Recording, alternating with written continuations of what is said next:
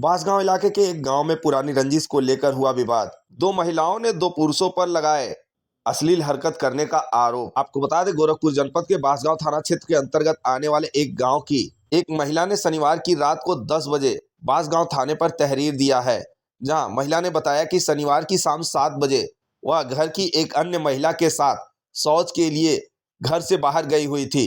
तभी गांव के ही दो व्यक्ति अंधेरे का फायदा उठाकर दोनों महिलाओं के साथ अश्लील हरकत करने लगे, जहां महिला का आरोप है कि अश्लील हरकत करने के बाद दोनों व्यक्तियों ने उनके साथ बुरा बर्ताव भी किया। इस दौरान दोनों महिलाएं बेहोश हो गईं। महिलाओं का आरोप है कि इस दौरान उनके साथ क्या क्या हुआ उन्हें कुछ पता भी नहीं है। महिलाओं ने बताया कि थोड़ी देर बाद गांव के लोग एकत्रित हो गए और वहां से वह व्यक्ति फरार हो गया था।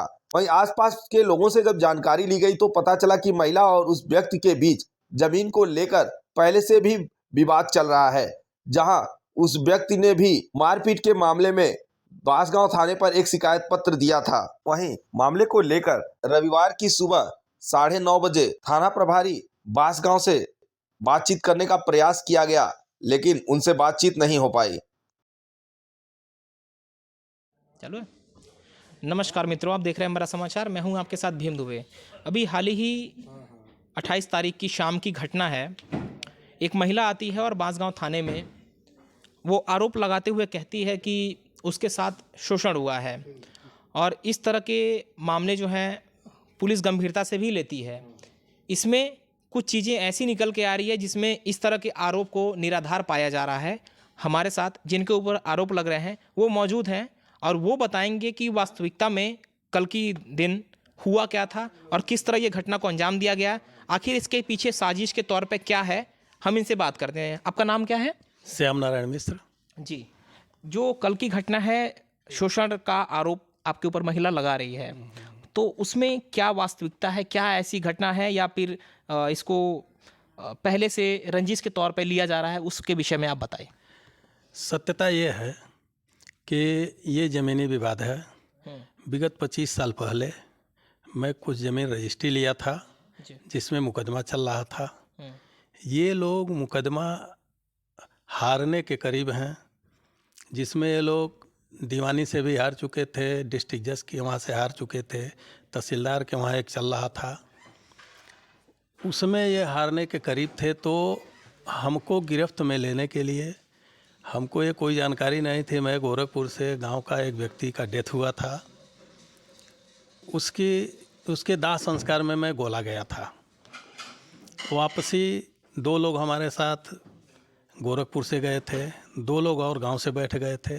मैं वापसी उन दोनों लोगों को गोला से वापस होने के बाद गांव छोड़ने गए। छोड़ करके ज्यों ही मैं रिटर्न हुआ, तब तक 2-3 महिलाएं हमारे फाटक के पास आकर के, गाड़ी के पास डंडा लेकर के फाटक खोलने लगी। इतने में 5-7 लोग दूर से ही किस चीज़ से मारे, हमारी गाड़ी क्षतिग्रस्त हो गई। मैं किसी तरह वहाँ से, बगल में ही घर था, भाई साहब लोग आ गए, वहाँ से दरवाज़ा हमारी मोबाइल छीन लिया सब। दरवाज़ा खोल करके भग करके मैं अपने घर गया। घर जाने के बाद ये सब घर पर चढ़ गई। वहाँ जाने के बाद मैं अंदर से घर को बंद करके छत से 112 नंबर पर फ़ोन किया। पुलिस आई, तब तक वो सब हमारे दरवाजे पर नाटक कर रही थी।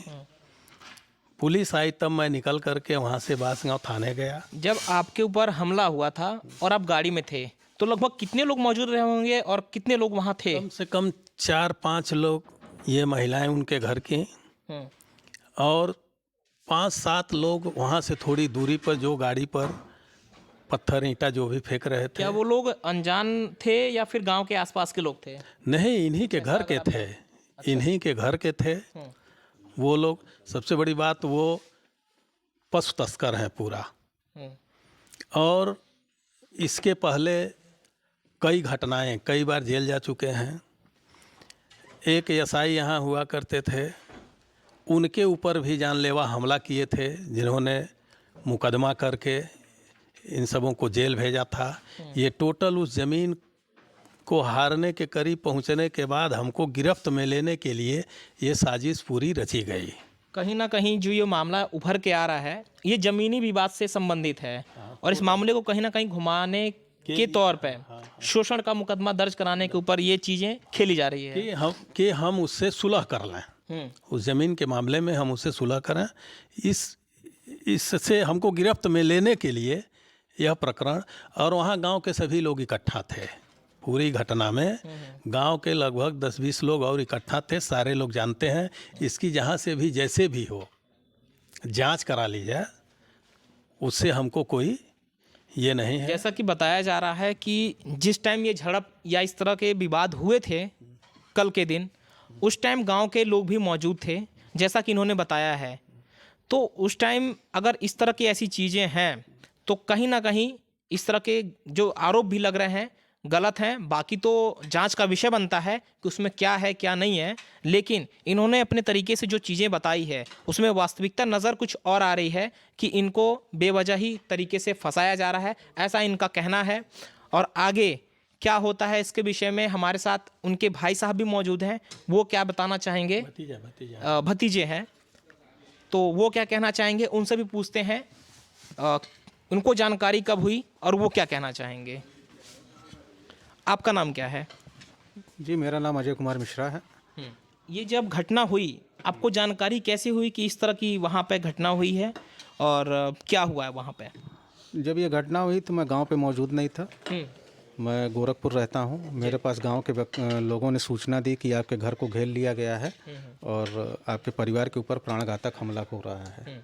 मुझे जैसे ही ये जानकारी हुई मैं गोरखपुर से तुरंत चल दिया और वहाँ से चलने के बाद मैंने तुरंत 112 पे फ़ोन किया कि मेरे घर पे कुछ अज्ञात बदमाशों ने और कुछ गांव के महिलाओं ने हमला कर दिया है, जिससे मेरे बुज़ुर्ग पिताजी और चाचा जी और बड़े पिताजी रहते हैं, उनकी जान को खतरा है। कृपया आप लोग जल्द से जल्द पहुँचें, मैं अभी रास्ते में हूँ, मैं आ रहा हूँ। ये जानकारी देने के बाद मेरे गांव पे पहुंचने से पहले ही प्रशासन 10 मिनट पहले पहुंच गया था। तो मैं प्रशासन की मौजूदगी में जब मैं अपने दरवाजे पे पहुंचा तो वहाँ पे ये लोग मेरे घर को घेरे हुए थे और मेरे जो चाचा हैं श्याम नारायण मिश्र, उनके ऊपर लाठी डंडे से वार करने का प्रयास कर रहे थे। प्रशासन आया, हमारे चाचा जी को घर से सुरक्षित निकाला और उनको कहा कि आप थाने चलिए, इन लोगों के खिलाफ़ प्रार्थना पत्र दीजिए। तो मैं चाचा प्रशासन के साथ और मैं अपनी गाड़ी से इनके तरफ गया और इन लोगों ने हमला करके मेरे घर की गाड़ियाँ सारी तोड़ दी। खिड़की दरवाज़ों पे भी इन लोगों ने ईंट पत्थर बरसाए और काफ़ी प्राणघातक हमला था और नुकसान भी काफ़ी आपके हुए होंगे फिर। घर पे भी नुकसान किए और क्या कहते हैं गाड़ियों को भी नुकसान पहुंचाया गया। तो प्रथम पहली सूचना जो कहा जाता है वो आपकी तरफ से दी गई कि इस तरह की घटनाएं आपके साथ हुई है? प्रथम सूचना मैंने दी थी 112 पे और 112 तत्काल तहरीर भी आपने? तहरीर भी हमने चाचा के नाम से दिलवाई है। हाँ, उस तहरीर में मेरा भी नाम मौजूद है और मेरा शासन से प्रशासन से यही मैं आशा करता हूँ कि हमें न्याय दे। हमारे चैनल के माध्यम से अब प्रशासन से क्या निवेदन करना चाहते हैं, इसमें इस केस से संबंधित क्या हो? इसकी एक बृहद तरीके से जांच हो जाए, भविष्य में कोई बड़ी दुर्घटना न हो, क्योंकि वहाँ पशु तस्कर इकट्ठा होते हैं। इसकी जांच करा ली जाए।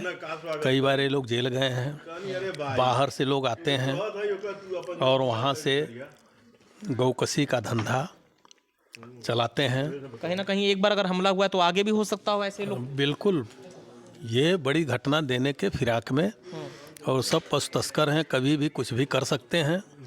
इसकी जांच करा करके न्याय हो। अगर हमने कोई गलती किया हो तो हमारे साथ भी, हमें नहीं कह रहे हैं कि जो भी गलतीदार है उसके खिलाफ कार्रवाई हो, आगे कोई बड़ी घटना न हो पाए। और उनके घर की सारी महिलाएं वो जब बाहर से आते हैं तो वहीं मीट मांस बनाना, दारू पिलाना और वहीं से ये सब सप्लाई देना, ये पूरा क्षेत्र जानता है।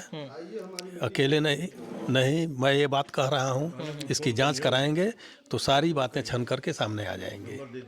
अमरा समाचार के साथ भीम दुबे, नमस्कार।